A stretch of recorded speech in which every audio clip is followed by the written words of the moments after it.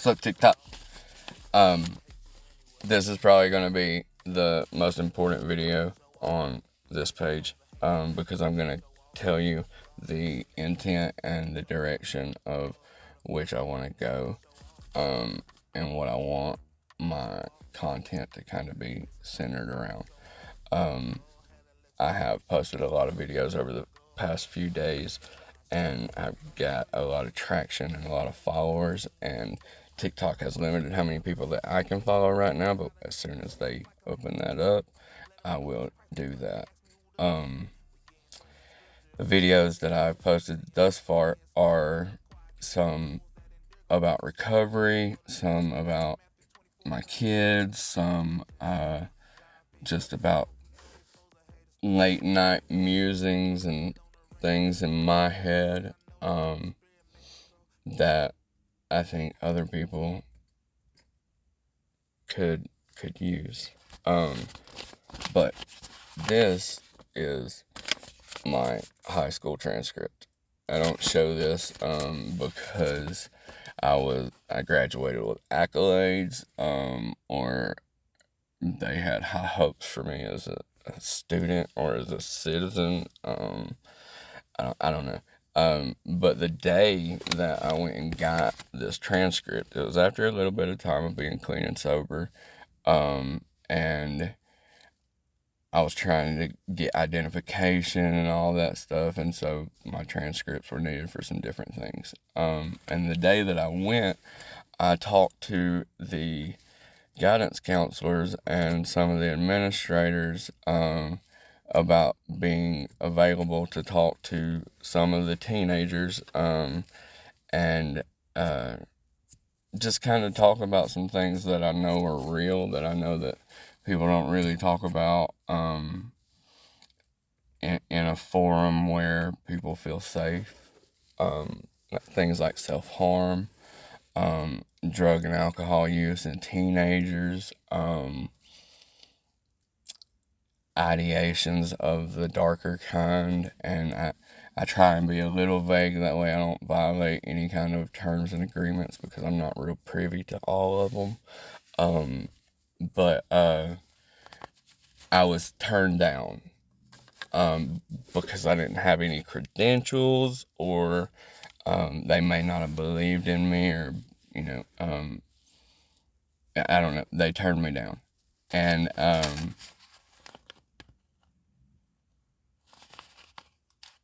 it kind of closed off me feeling like that was something that I was supposed to talk about, for a little bit. And now I'm coming more and more to the conclusion that I can no longer keep my mouth closed. If we look at statistics of self-harm in youth, and ideation in youth, and depression and all of that stuff, the statistics are staggering, whether the children are coming from broken homes or managed homes, or it, I don't think it matters, because some of these things transcend poverty, they transcend race, they transcend everything. But I fought a battle for a really long time, outside of just my drug addiction, and alcoholism, and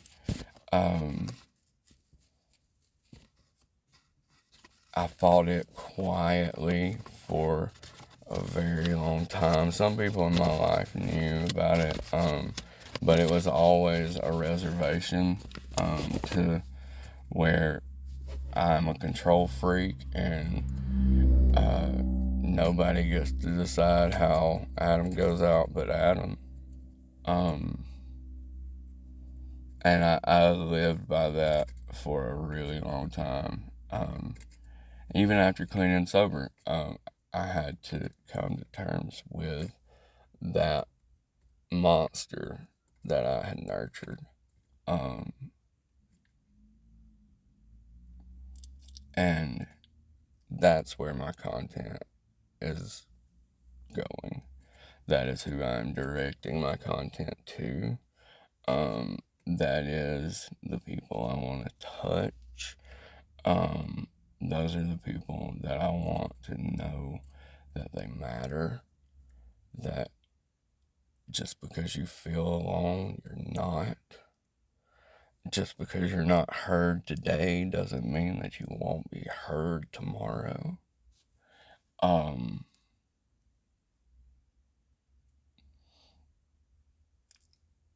Being sober led me to a lot of new things inside of me that I didn't know were there.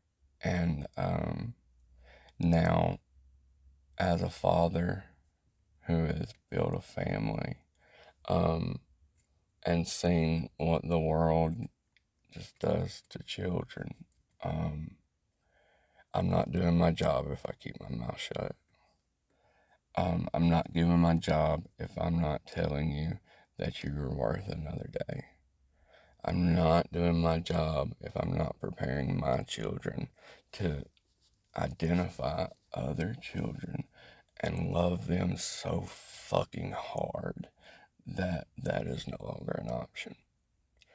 I'm not doing my job if I see my community failing and I just worry about Adam's paycheck or how people view me.